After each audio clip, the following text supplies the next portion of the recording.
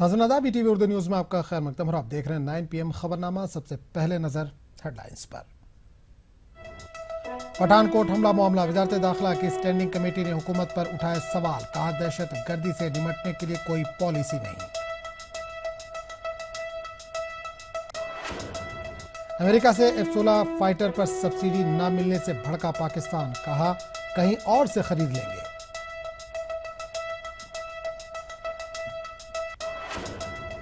Agusta Westland मामले पर बोले राहुल गांधी, कहा मैं निशाना बनकर हूं खुश। बीजेपी ने कहा हमारा निशाना है करप्शन।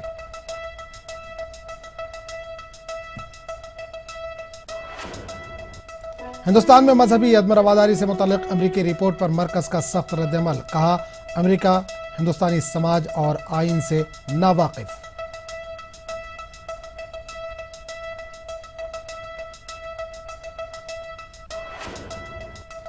राम नाइक का इल्जाम, कहा गोविंदा ने मुझे हराने के लिए दाऊद इब्राहिम की ली थी मदद। गोविंदा ने इल्जामात को बताया बेबुनियाद। उत्तराखंड में सदराज का मामला, सुप्रीम कोर्ट ने मरकज से पूछा क्यों ना कोर्ट की निगरानी में हो फ्लोर टेस्ट।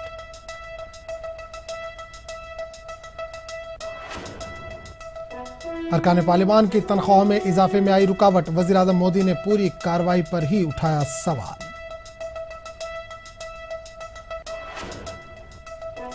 मनोज कुमार को दिया गया 2015 का दादा साहब फाल्के अवार्ड। फिल्म पीकू के लिए अमिताभ को मिला बेहतरीन अदाकार का अवार्ड।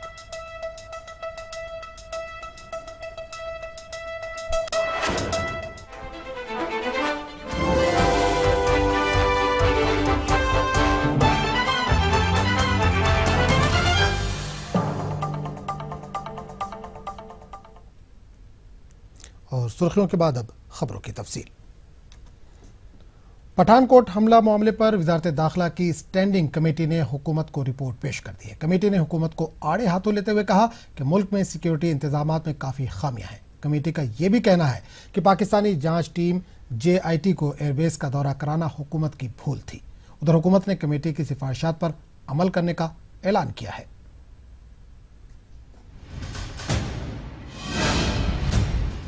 पठानकोट हमला मामले पर वजारत दाखिला की स्टैंडिंग कमेटी ने हुकूमत को रिपोर्ट पेश कर दी है।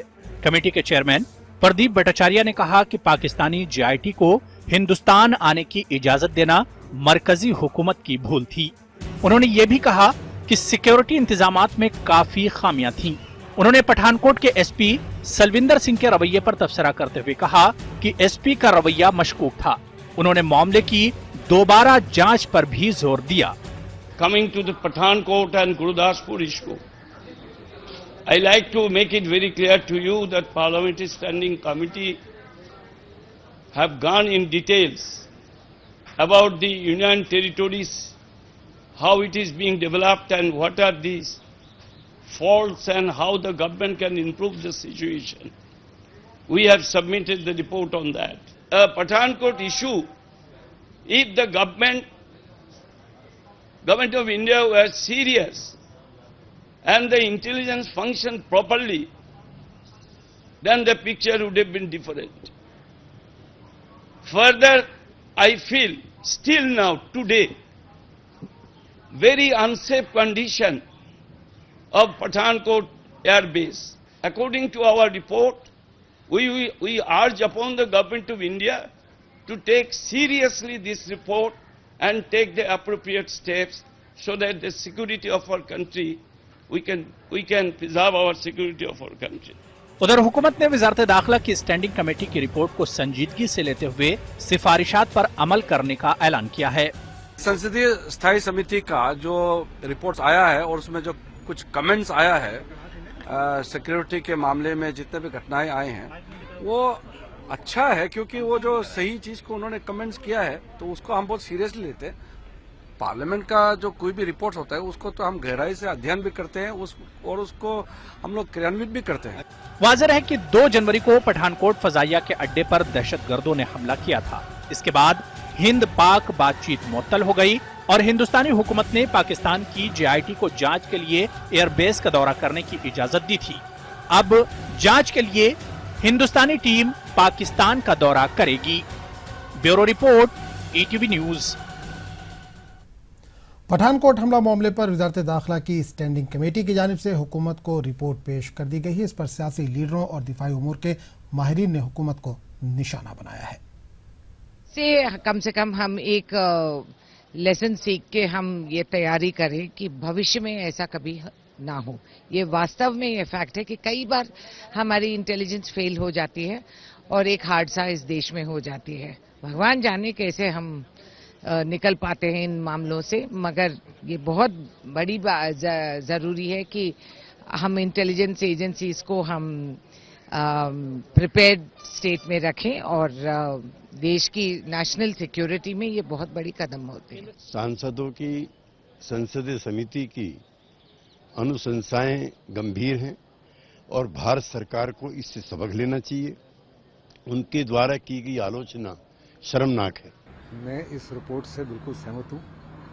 हमारे 4-5 एयरफील्ड ऐसे हैं जो शो विंडो में हैं, जो पाकिस्तान बॉर्डर के बिल्कुल नज़दीक हैं और उनमें हर समय इस माफिक की कार्रवाई हो सकती है। अमृतसर है, पठानकोट है, उधमपुर है, अवंतीपुर है और श्रीनगर भी कुछ हद तक, दो श्रीनगर रिलेटिवली पीछे है, बट अवंतीपुर में और उधमपुर में और अमृतसर और पठानकोट में, और इसके बावजूद उनको सही प्रकार से ना प्रोटेक्ट किया जाना एक बड़ी बात है। और इसके बावजूद कि जब पूरा अलर्ट हो चुका था उसके बाद भी वो घुसपैठ करने में सक्सेसफुल हुए। फिर आके वहाँ तक पहुँचे, वहाँ की दीवार को उल्लंघन किया, अंदर आए, अंदर आने के बाद भी 24 घंटे के बाद कार्रवाई शुरू हुई। ये तमाम चीज़ जाहिर करती है कि हमारे इंटेलिजेंस जो है काफ़ी वीक थी। अगस्ता वेस्टलैंड रिश्वत मामले में राहुल गांधी के मुशीर और चीफ सेक्रेटरी कनिष्क सिंह भी फंसते दिखाई दे रहे हैं। इस ताल्लुक से किरीट सोमैया ने सीबीआई और ईडी को खत लिखा है। वहीं राहुल गांधी का कहना है कि इन्हें निशाना बनाया जा रहा है और वो निशाना बनकर खुशी महसूस कर रहे हैं। तो बीजेपी ने कहा कि किसी को निशाना नहीं बनाया जा रहा, बल्कि मोदी सरकार का असल निशाना करप्शन और बदउनवानी है। अगस्ता वेस्टलैंड रिश्वत मामले में राहुल गांधी के मुशीर और चीफ सेक्रेटरी कनिष्क सिंह भी फंसते दिखाई दे रहे हैं। साथ ही इस घपले का लिंक कॉमनवेल्थ घपले से जुड़ता दिखाई दे रहा है। इस ताल्लुक से किरीट सोमैया ने सीबीआई और ईडी को खत लिखा है और इस मामले की तफ्तीश का मुतालबा भी किया है। किरीट सोमैया ने अपने खत में दावा किया है कि MRMGF कंपनी के साबिक डायरेक्टर कॉमनवेल्थ खेल घपला और वीवीआईपी चौपर घपला में शामिल रहे हैं।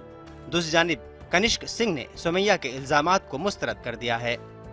गत 6 साल से इसके ऊपर मेहनत कर रहा हूं। दिसंबर 2010 में जो राहुल गांधी परिवार, मित्र परिवार कनिष्क सिंह को 767 करोड़ तक की कांग्रेस सरकार ने गिफ्ट दे दी MRMGF को, और वो कैग ने, सीबीआई ने, कोर्ट ने में ये सिद्ध हो चुका कि ये घोटाला है। उसके खिलाफ कार्रवाई शुरू हुई। बीच में और कुछ जानकारी मेरे पास आई कि गांधी परिवार के कुछ सदस्यों के MGF कनिष्क सिंह के मामा, नाना, मम्मी की जो कंपनी है उसके और गांधी परिवार के दिल्ली में भी कुछ छोटे मोटे रियल एस्टेट ट्रांजैक्शन हुए जो हरियाणा में रॉबर्ट वड्रा के हुए उसी प्रकार से। तो मैं जानना चाहता हूं ये सब चीजें एक बार समाज के सामने आए और इसीलिए मैंने संसद में इस संबंध में नोटिस दी है। वहीं राहुल गांधी ने सोमैया के बयान पर वजाहत पेश करते हुए कहा है कि मुझे खुशी है कि मुझे निशाना बनाया जा रहा है। तो मरकजी वजीर रविशंकर प्रसाद ने इस इल्जाम को मुस्तरद कर दिया है कि हुकूमत कांग्रेस लीडरों को निशाना बना रही है। उन्होंने कहा कि मोदी हुकूमत का टारगेट राहुल नहीं, करप्शन है। राहुल गांधी को हम टारगेट करने का हमारा कोई इरादा नहीं है। हमारी सरकार भ्रष्टाचार को टारगेट कर रही है, ईमानदारी से, जो उनकी सरकार ने नहीं किया। रोज परतें खुल रही हैं कि अगस्ता वेस्टलैंड मामले को दबाने की कोशिश की गई या ईमानदारी से जांच नहीं किया गया। तो कृपया करके राहुल गांधी ये बताएं कि भ्रष्टाचार की परतें नजदीक क्यों पहुंचती हैं। हमें कोई उनको टारगेट करने का इरादा नहीं है, लेकिन भ्रष्टाचार को और भ्रष्ट लोगों को हम छोड़ेंगे नहीं। वहीं बीजेपी पार्लिमानी बोर्ड की मीटिंग में अगस्ता मामले पर भी बात हुई। बीजेपी लीडर राजीव प्रताप रूडी ने बताया कि इस मामले में राज्यसभा में 4 मई को और लोकसभा में 6 मई को बहस होगी। इस मीटिंग में बीजेपी के तमाम बड़े लीडरों ने शिरकत की। Bureau report, ETV news. खबरों का सिलसिला जारी रहेगा, लेकिन एक छोटे से वक्फे के बाद।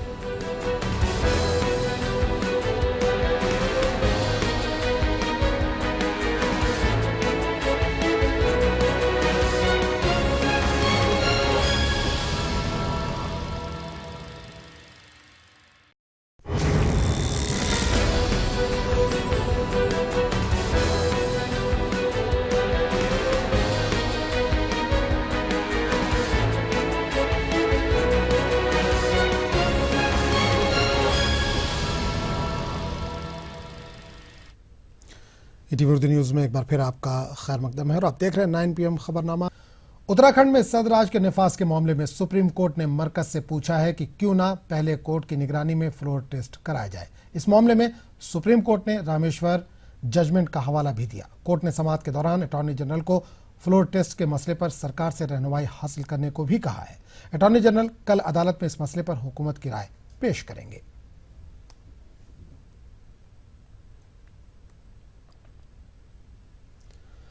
सदर जमहूरिया प्रणब मुखर्जी ने 63वें कौमी फिल्म अवार्ड तकसीम किए और साथ ही दादा साहब अवार्ड भी तकसीम किया। प्रणब मुखर्जी ने साल 2015 के लिए दादा साहब फाल्के अवार्ड अदाकार मनोज कुमार को दिया, जबकि बेहतरीन अदाकार का अवार्ड अमिताभ बच्चन को फिल्म पीकू के लिए दिया। बेहतरीन अदाकारा का अवार्ड कंगना रनावत को, फिल्म तनुविट्स मन्नू और बेस्ट डायरेक्टर का अवार्ड संजय लीला बंसाली को फिल्म बाजीराव मस्तानी के लिए दिया गया। बेस्ट फिल्म के लिए बाहुबली, पॉपुलर फिल्म के लिए बजरंगी भाईजान को अवार्ड दिया गया। इस मौके पर मरकजी वजीर इत्तलात और नशरियात अरुण जेटली और राज्यवर्धन सिंह राठौड़ भी मौजूद थे।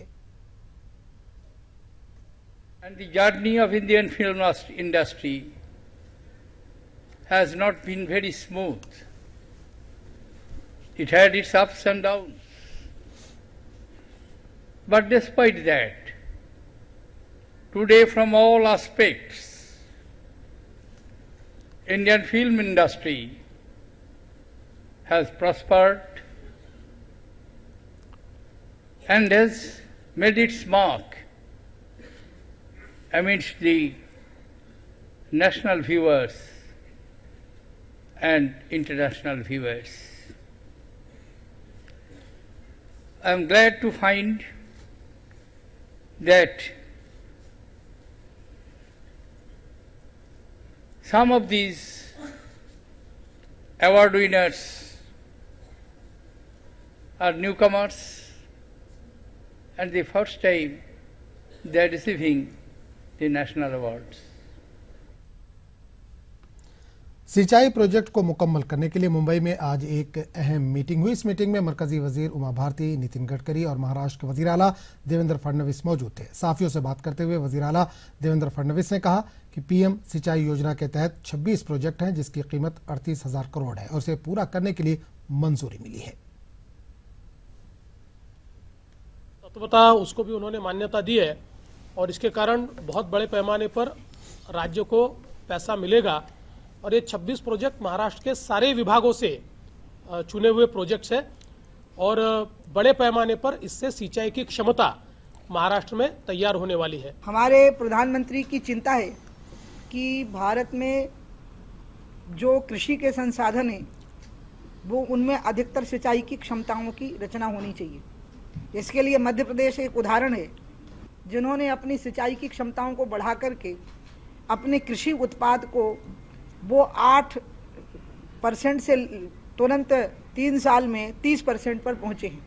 इस दृष्टि से महाराष्ट्र की कहानी बहुत ही पुअर है। महाराष्ट्र सरकार मुख्यमंत्री के पीछे खड़े रहने की एक बहुत बड़ी ताकत दी है।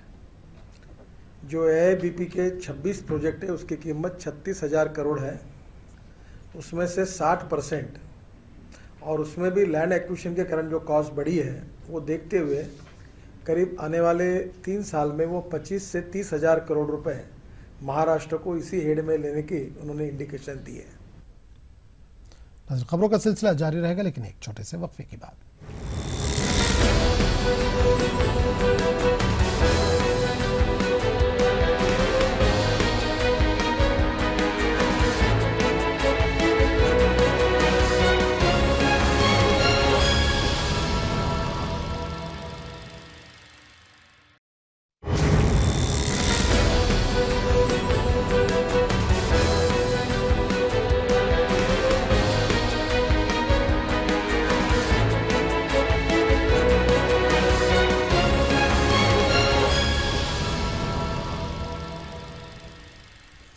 ईटीवी उर्दू न्यूज में एक बार फिर आपका खैर मकदम है और आप देख रहे हैं 9 PM खबरनामा। उत्तर प्रदेश के गवर्नर राम नाईक ने अदाकार गोविंदा पर इल्जाम लगाया कि इन्होंने लोकसभा इंतखाबात जीतने के लिए अंडरवर्ल्ड डॉन दाऊद इब्राहिम की मदद ली थी। यह इल्जाम इन्होंने अपने खुद नविश्त चिरवैती में लगाया है। दूसरी जानिब गोविंदा ने इन तमाम इल्जामात को बेबुनियाद करार दिया है। क्या बॉलीवुड अदाकार दाऊद इब्राहिम के दोस्त हैं? क्या साल 2004 में दाऊद की मदद से गोविंदा ने लोकसभा चुनाव जीता था? और क्या राम नाईक को हराने के लिए अंडरवर्ल्ड ने चली थी चाल? जी हां, ये हम नहीं बल्कि खुद मौजूदा यूपी के गवर्नर राम नाईक ने अपनी जिंदगी पर लिखी किताब चरैवेती में कही है। 25 अप्रैल को मुंबई में इस किताब का इजरा अमल में आया, जहां महाराष्ट्र के वज़ीर आला देवेंद्र फडणवीस, सुशील कुमार शिंदे, मनोहर जोशी मौजूद थे। इस किताब के मंजर आम पर आने के बाद 2004 में लोकसभा चुनाव के दौरान बॉलीवुड अदाकार गोविंदा और राम नाईक में शुरू हुई जंग को एक दहाई बाद फिर से हवा मिल गई है, क्योंकि राम नाईक ने अपनी किताब में गोविंदा पर बेहद संगीन इल्जामात लगाए हैं। राम नाईक ने सीधे सीधे कह दिया है कि साल 2004 में गोविंदा अंडरवर्ल्ड डॉन दाऊद इब्राहिम की मदद से चुनाव जीते थे। अंडरवर्ल्ड के इशारे पर वोटों की हेराफेरी हुई और नतीजे में राम नाईक 11,000 वोटों से हार गए थे। राम नाईक ने अपनी किताब चरैवेती में पेज नंबर 234 पर लिखा है कि मेरी हार के पीछे अंडरवर्ल्ड और बिल्डर लॉबी थी। वसई के बिल्डर हितेंद्र ठाकुर और अंडरवर्ल्ड सरगना दाऊद इब्राहिम के गोविंदा से क्या रिश्ते हैं, सबको पता है। यही वजह है कि जगह जगह दाऊद की दहशत पैदा की गई और आहिस्ता आहिस्ता कदम जमाना शुरू किए। चुनाव का वक्त करीब आते ही अचानक दहशत में इजाफा होने लगा। उधर गोविंदा ने इस मामले में वजाहत पेश करते हुए राम नाईक के इल्जामात को बेबुनियाद करार दिया है। साथ ही वजीर आजम नरेंद्र मोदी से इस मामले में दखल अंदाजी की गुहार लगाई है।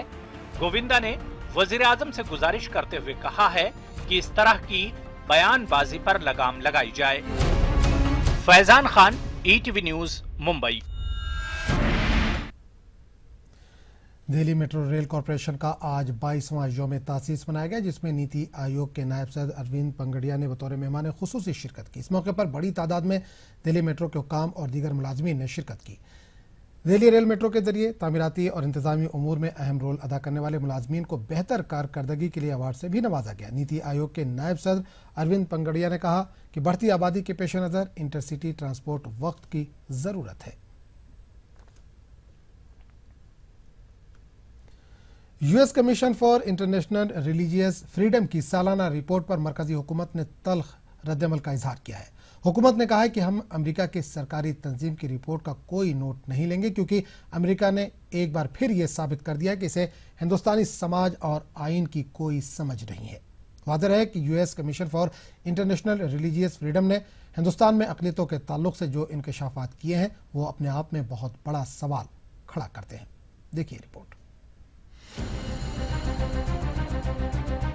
US commission for international religious freedom यानी USCIRF की सालाना रिपोर्ट के मुताबिक साल 2015 में हिंदुस्तान में प्रवदारी को चोट पहुंची और मजहबी आजादी को चोट पहुंचाने वाले वाकयात में इजाफा हुआ। रिपोर्ट में कहा गया है कि मजहबी रहनुमाओं और जिम्मेदारों ने तबकों के बारे में गैर मयारी बयानात दिए और इसके लिए मरकजी हुकूमत ने उनकी सरजनिश भी की। कमीशन का कहना है कि हालात का तज्जिया करने के मद्देनजर वो साल 2016 में होने वाले मामलात पर भी नजर रखेंगे। USCIRF ने अमेरिकी हुकूमत को हिंदुस्तान के साथ मजहबी आजादी और नीतियों के मामले पर दो तरफा बातचीत करने की सलाह दी है। दिलचस्प बात यह है कि ये रिपोर्ट पीएम मोदी के वॉशिंगटन दौरे से तकरीबन 1 महीने पहले आई है।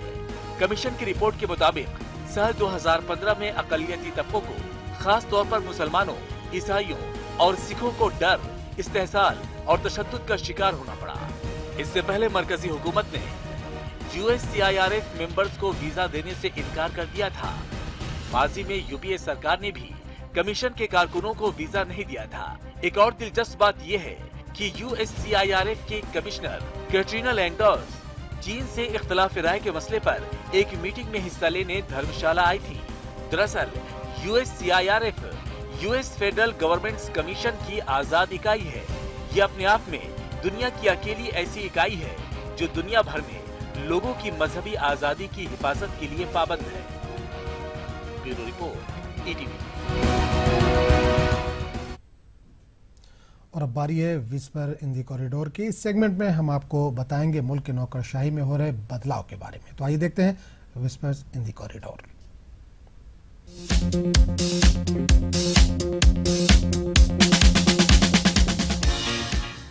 इसके भगत ने आरपीएफ के डायरेक्टर जनरल का ओहदा संभाल लिया है। इसके भगत 1982 बैच उत्तराखंड कैडर से हैं। पीएस गौतम मरकज में डीआईजी के पैनल में शामिल हुए हैं। PS Gautam 1999 batch Chhattisgarh cadre के आईपीएस हैं। तो नजर एनपीएम खबरनामे में फिलहाल इतना ही, लेकिन चलते चलते आपको छोड़ जाते हैं तिरछी नजर के साथ। आदाब।